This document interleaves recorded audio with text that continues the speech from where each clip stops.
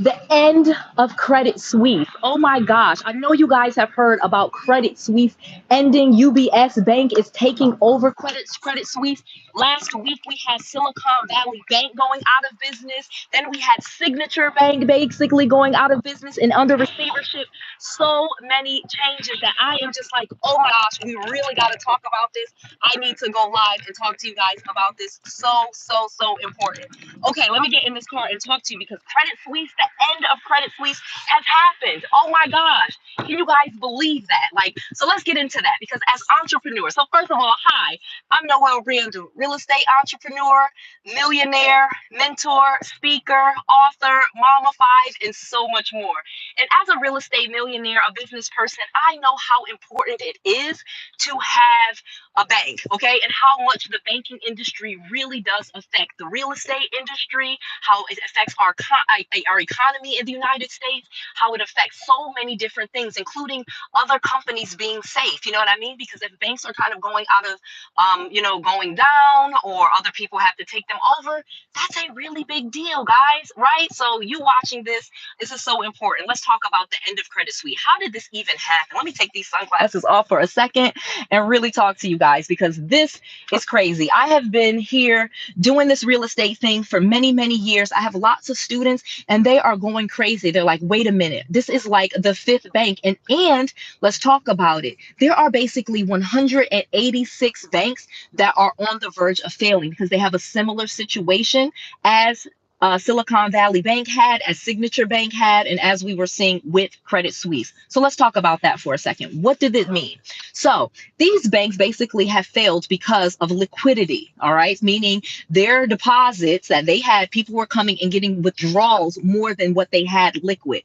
Banks, of course, have the capital that you put into the bank, but then they do investments. And a lot of times with the things that they buy, investments and bonds, they are really affected by the interest rates. I made a video a couple of months saying, like the banks are on the verge of collapse. You know what I mean? And if you don't know, go watch that entire video because I predicted this was going to happen. I knew that with the rising interest rates, with the Feds raising interest rates and some of the bonds that banks have invested in, there was going to be a problem with liquidity because if they ever went to go sell those bonds, they would not be worth as much as they originally thought they were worth. And that's basically what happened with this bank again. And so luckily, though, UBS has stepped in and decided to buy Credit Suisse, and the Feds, the FDIC, the regulators in the United States have stepped in to help all of the depositors that had money at Silicon Valley Bank and Signature Bank. And you know that the President Joe Biden has come out and said, okay, you know what, your deposits are safe, but investors, people that invested in this bank, their investments and their money is not safe. And that's okay. I kind of get that. If you invest money, you could lose money. I understand that. I have made investments where I have made money. I've also made investments where I have lost money. That is the risk that you take. That's why you can make money, because you are taking a risk. However, if you just put your money in a banking account, a checking account, a savings account, a deposit, a CD, you expect that your money is going to be safe. However, you already know that banks, I said this in my last video, the FDIC only insures your deposit accounts up to $250,000. Well, as I mentioned in the first video that I made where I went live and was telling you guys this, well, at Silicon Valley Bank, most of the people that had money in the bank, most of the that had deposits with that bank, nearly 90%, they had over $250,000. Okay, 90% of all of the deposit counts had more than 250.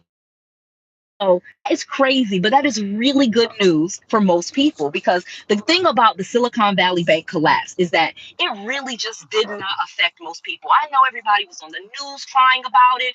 Everybody was trending. I even made a video, but I really wanted to make a video to calm everyone down, because the Silicon Valley Bank collapse, although it was going to show that this was the beginning and this was the trigger of other banks collapsing, it really didn't have an exact impact on the regular person, because the regular person did not bank with Silicon Valley Bank. Most of the people, most of their customers were tech companies, venture capital companies, and large, like these large tech companies. Okay, so they were not just the average startups, or average small businesses, less than 10 million like you and I. So let's think about that. We really just were not affected by the Silicon Valley Bank collapsed. So fine. But then when we see the Signature Bank collapse, now we're seeing Credit Suisse.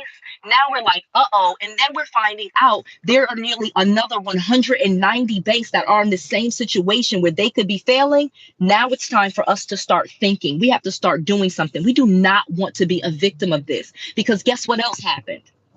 Amazon laid off 9,000 people this week. Okay. So I'm not sure if you saw that, but think about that. Amazon is considered a tech company. I know we love buying, shopping, and buying products for them, but they are a tech company. They are. And so we're starting to see those impacts. Okay. Because not only does Amazon do technical things, do products, and we buy stuff off Amazon, they have one of the largest cloud-based systems, AWS, which a lot of companies use to store data. And that is a big part of what Amazon does. And so that was literally the department, or the major part of the layoffs that they did. And so as we're going through and we're seeing all of these things happen, we're like, okay, how does this affect us? Well, let me tell you. The end of Credit Suisse is a big deal. Credit Suisse was a very big lender, okay? Not only did they lend to consumers for things like that, but they did lend to a lot of banks. And once you became like a much bigger company, Credit Suisse touched a lot of things, which is why UBS basically stepped in, because that was just almost a bank that could not fail, okay? Like we have Wells Fargo, we have Bank of America, we have Citi, we have Chase in America. Those are like those big banks that cannot fail. Credit Suisse was a Switzerland bank. Obviously, it's a Swiss bank. That's what Credit Suisse means. So for their economy, it was very important, and it touched a lot of different industries. So that just was not a bank that could fail. However, if we look at at what this is triggering, to say, okay, wow, we've had some bank failures, and the government has had to step in and say that they are going to guarantee these deposits. And in some cases, especially like Silicon Valley Bank, for example, they're saying, Joe Biden came out and said, you know what, we're going to make sure that we cover all of those deposits. Well, some people have billions and billions of dollars in their account. And remember, the FDIC only guaranteed $250,000. So if the government is saying, no, we're going to step in and we'll make sure that they have all the money, that's not necessarily a guarantee. I'm a little bit leery about that at this point in time, just because I know that that could change. Okay. So I want you to know that that could change. Yeah. The president came out and he said that, but presidents often say things and change it. Just think about this. This is the same president. Again, we're not going to get into politics, but this is the same president that said that there would be no more drilling, for example, in Alaska. And here we go. He opened up to drill more in Alaska, which definitely impacts climate change, which is one of the things that he said he was not going to do. So him coming out and saying that he definitely, the federal government is going to guarantee the deposits, you just don't know how much that's going to last. Silicon Valley Bank had billions, and they had depositors with billions of dollars. And to say we're going to guarantee that, and we have other bank failures that could be coming, this could get really dicey. This is going to end up being where it ends up leading to more layoffs. Okay. That is probably the biggest impact to the end of Credit Suisse that I want you guys to realize. Okay. There are going to be layoffs that come for this. So I don't know necessarily, you watching me right now, what industry you work in, but know that in the tech industry, for sure, if you work in IT, if you work in technical, if you work in apps, if you work in software, those sectors, that industry is going to be facing some layoffs. We've already started to see it. Like I said, Amazon laying off 9,000 people this week is big. So my question that most of you have is, okay, how does this affect me? What do I do? I'm telling you how it affects you depending on what sector you work in. So Noelle is always going to bring it back to how you can empower yourself, how you can really start creating these side businesses and these side hustles and turn them into real businesses where you're not worried about every little thing, because you have multiple streams of income. And I invite you to make sure you have multiple streams of income. I've created tons of videos where there's multiple streams of income, and I'm teaching you that, and you can go to those playlists on YouTube. But I'm also going to personally invite you to come to the Grow Your Wealth Challenge. Okay, it's April 1st and April 2nd. It's a weekend, and you do not even have to leave your home.